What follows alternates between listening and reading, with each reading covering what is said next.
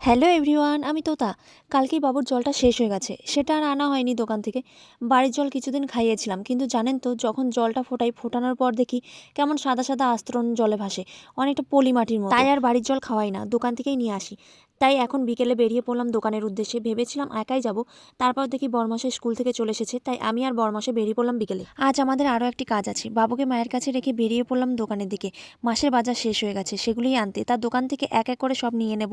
এক ট্রে ডিম নেব। দোকানে আবার সেই ডিম নিয়ে হাসাহাসি হচ্ছিল। এর আগে ডিম দিয়েছিল, সেগুলো খুবই ছোট ছিল।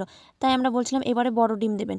সেগুলি নিয়েই দোকানদার হাসছেন আর বলছেন, বেশ বেশ, এবারে বড় ডিম দেবো। এরপরে আমরা সমস্ত জিনিসপত্র গুটিয়ে নিয়ে বাড়ির দিকে রওনা দিলাম। তারপরেই দেখুন সরস্বতী মায়ের সাথে দেখা। আর কিছুদিনের অপেক্ষা, তারপরেই পুজো। আহা কি আনন্দ! রাস্তাতে আবার দাদার সাথে দেখা হয়ে গেল।